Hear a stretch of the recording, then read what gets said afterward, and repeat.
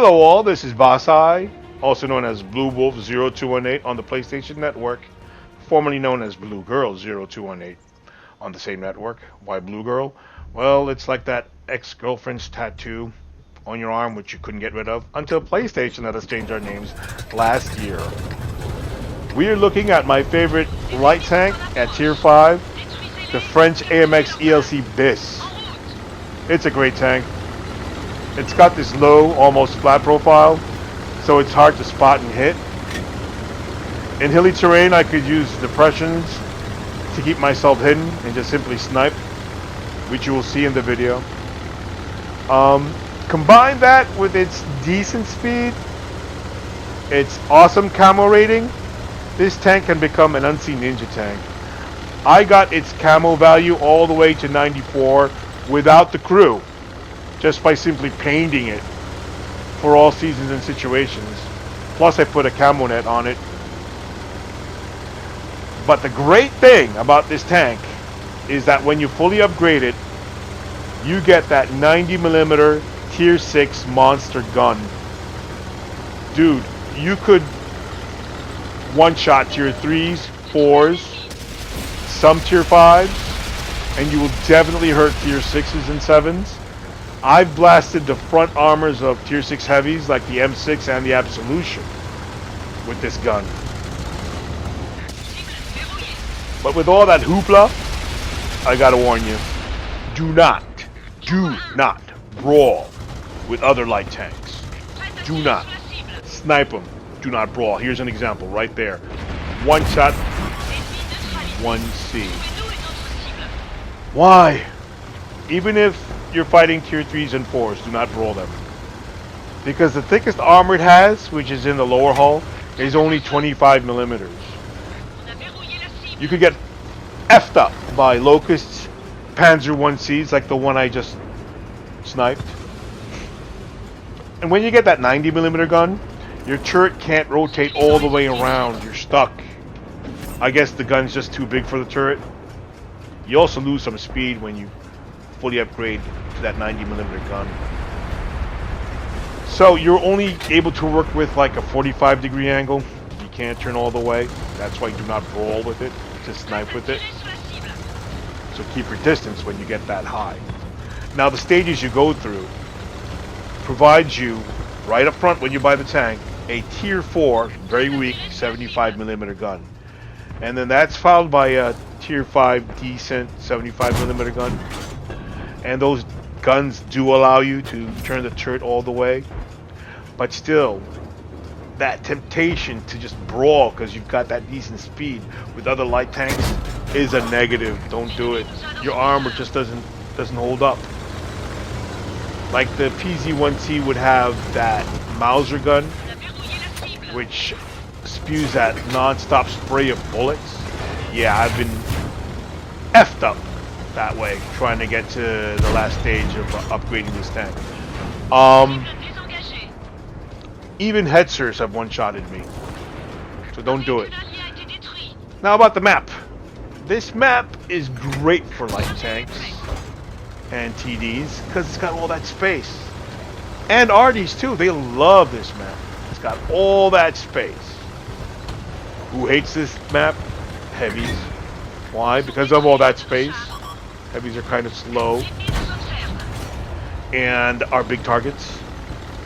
Mediums do okay because they've got the speed to climb up hills and get around hills to snipe or ambush, flank heavies as they were meant to.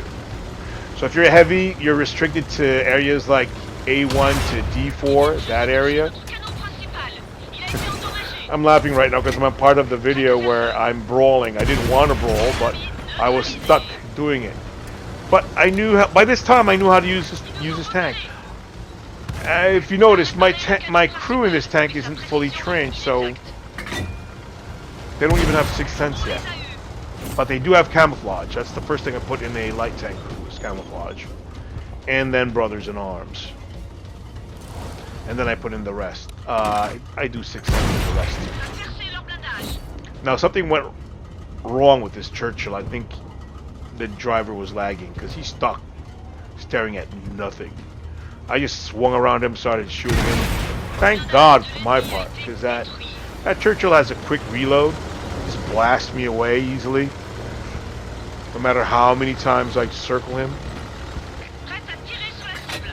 We were losing somewhere while I was talking in the beginning of this match. But I'm glad that those 3 heavy tanks, which are partied up, worked well together. These are tier 5 RAM. That's the other drawback about this gun. It's really slow to aim. Here's a tier 4 which I could one-shot with this gun. And that's a stud 3B. We could one-shot each other. Boop. There you go. Cool, Mr. McGee. So, thanks to my heavies, and a little bit on my part, because I got rid of... how many tanks? 5 tanks? Let me check that. Yeah. You were able to turn things around here. You only have 2 mediums and a light tank left. So if you're a heavy, yes, stick to A1 to D4, or go along the 0 line or the K line. You're relatively safe. There's a stretch of open space along K8 to K9. Also H0. Try to cross those as quick as you can if you're heavy. But once you get to that corner, you're fine. Looking for the last 2. Aha, there he's on the right. And this is one of the reasons why they lost. Too many of their tanks decided to stay in the back at the bottom of that hill. Like the Ram we destroyed, the Stug 3. That Stug I destroyed in a one-shot should have been positioned somewhere else along the K line, where I usually put my Stug 3G, another favorite of mine.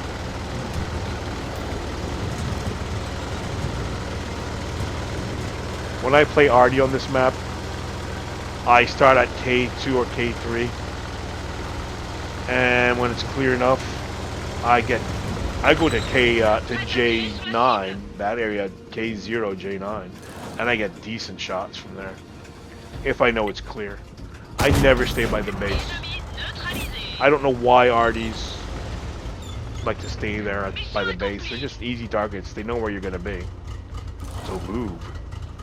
And there goes the victory.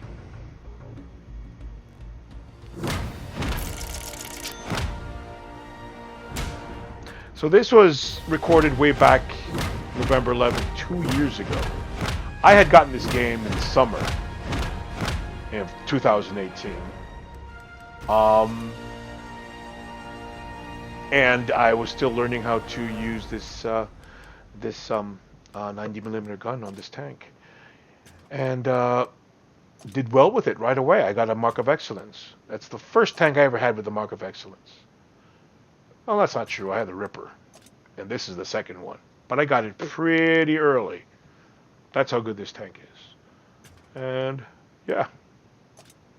Anyways, hope you enjoy the video.